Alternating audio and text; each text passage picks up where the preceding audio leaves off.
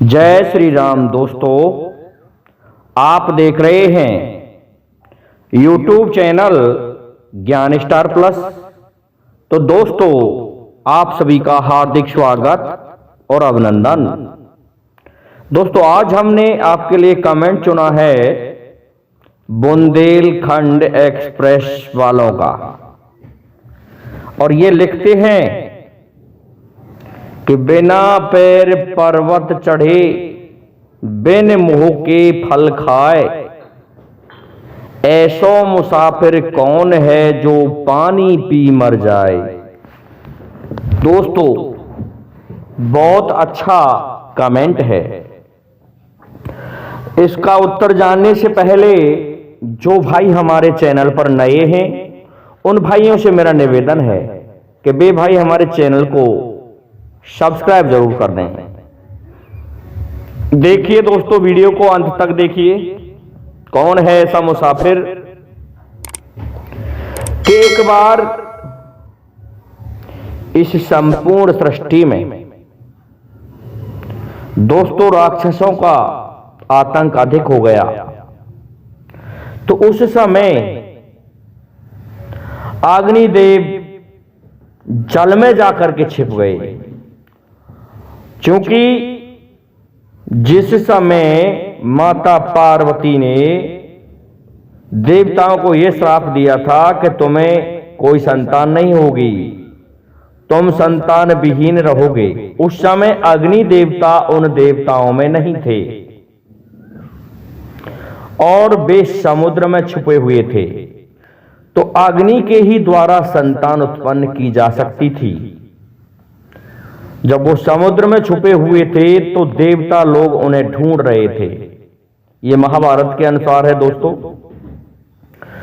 तो मेढक ने अग्निदेव का पता बताया, तो देवता वहां पहुंचे।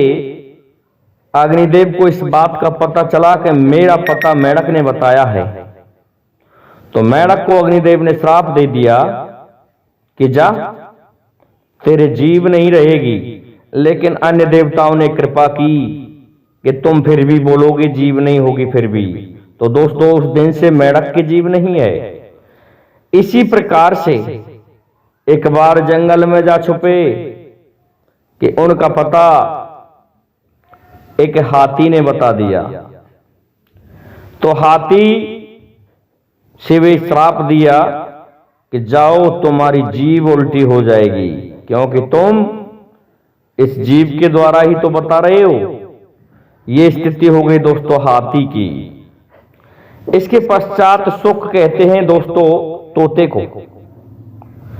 सामी वृक्ष में एक तोता बैठा हुआ था, उसी में उस समय अग्नि का निवास था। तो उस सुख ने देवताओं को यह बता दिया कि सामी में अग्निदेव बैठे हैं। तो उसके लिए भी श्राप दे डाला कि तुम्हारी जीभ भी उल्टी हो जाएगी। इस कारण से तोता दोस्तों इंसानों की तरह बोल सकता है, क्योंकि तोते को जो श्राप दिया था उसका निवारण देवताओं ने किया था। और इसी प्रकार से ये देवताओं में प्रधान माने गए हैं। ये देवताओं के सेनापति हैं।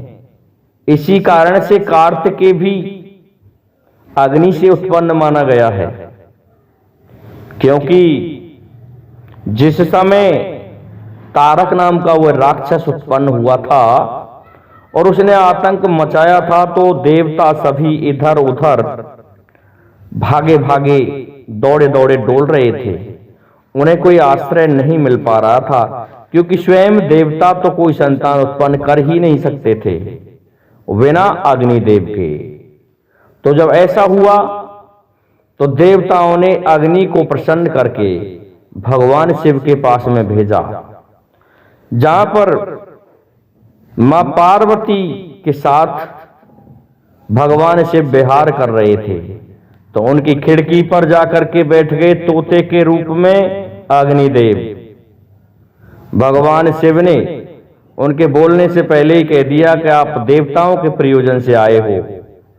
हे सुख, ये लो, मैं तुम्हें वो अग्नि स्वरूप बीज मंत्र, या जिसे दोस्तों वीर्य कहते हैं, वो देता हूं, ये ले जाओ। दोस्तों उनका मुंह भर गया और उसे वो नहीं रख पाए, तो उन्होंने उसे गंगा के तट पर समुदायों में उड़ेल दिया, कुशाओं में उड़ेल दिया, और वहां जाकर के कार्तिकेय का जन्म हुआ। ये जो जन्म हुआ ये अग्नि का ही कारण था। इस कारण से कार्तिकेय अग्नि के भी कहे जाते हैं। अग्नि के बिना कोई भी वस्तु उत्पन्न नहीं हो सकती है और ना ही नष्ट हो सकती है। अग्नि समस्त देवताओं में प्रधान, समस्त रत्नों को धारण करने वाली है। अग्निदेव को भरत कहा गया है क्योंकि ये ही देवताओं को भरण पोषण की सामग्री पहुंचाते हैं। इनकी पत्नी का नाम स्वाहा है। स्वाहा दक्ष प्रजापति की 27 कन्याओं में से एक है। उस स्वाहा से 3 पुत्र उत्पन्न हुए थे और उन तीनों पुत्रों को एक श्राप विशेष दे दिया था क्योंकि वो मिक्ष वीर्य से उत्पन्न हुए थे। इस कारण से वो सर्वगामी हो गए थे। रूप धारण करके देवताओं की पत्नियों को ठगने लगे थे। देवताओं का रूप धारण करते और चाहे जिसकी पत्नी के पास पहुंच जाते थे।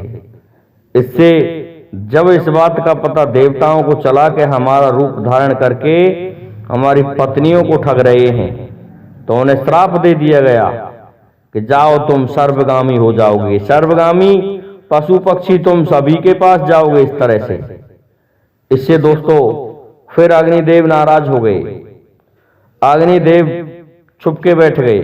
देवता शक्ति विहीन हो गए। तो फिर बृहस्पति जी ने अग्निदेव को फिर से प्रसन्न किया। अंगिरस से लेकर बृहस्पति तक सभी ने अग्निदेव की आहुतियां दी और प्रसन्न होने के बाद और उनके उन तीनों पुत्रों को श्राप मुक्त कराया।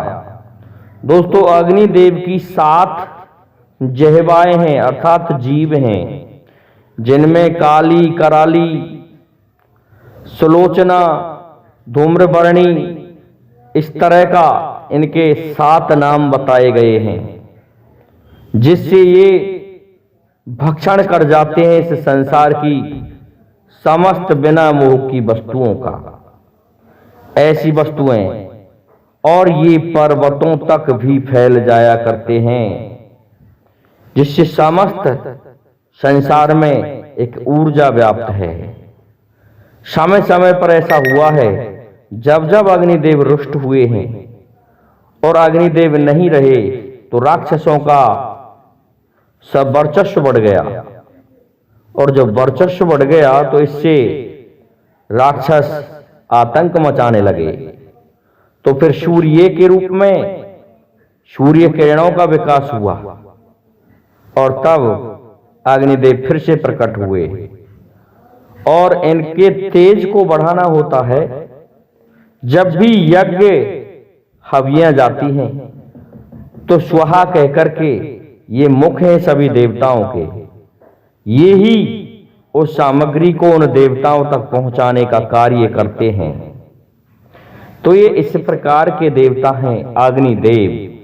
इनको दोस्तों भरत कहते हैं। भरत देखिए अग्निदेव के नाम पर ही हमारा देश भारत कहलाता है, क्योंकि जब हम शादी विवाह में अग्नि मांगते हैं तो उसे दोस्तों वैश्वानर अग्नि कहते हैं, क्योंकि वो उस समय का रूप वैश्वानर कहलाता है।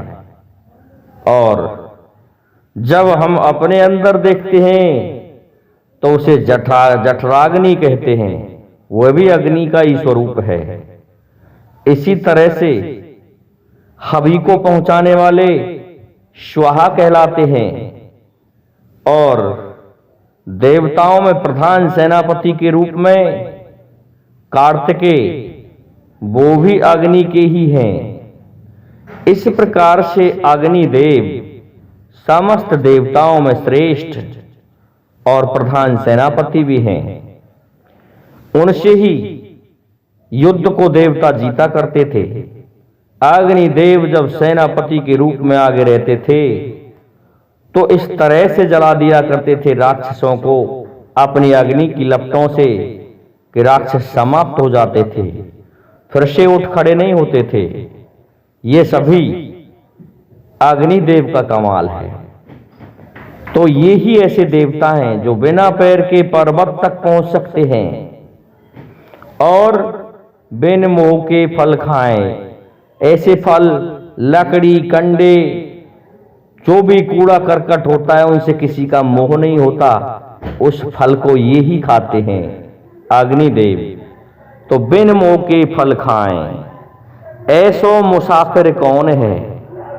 दोस्तों, इस तरह का इंसान कौन है जो बिन पानी मर जाए, पानी पी मर जाए।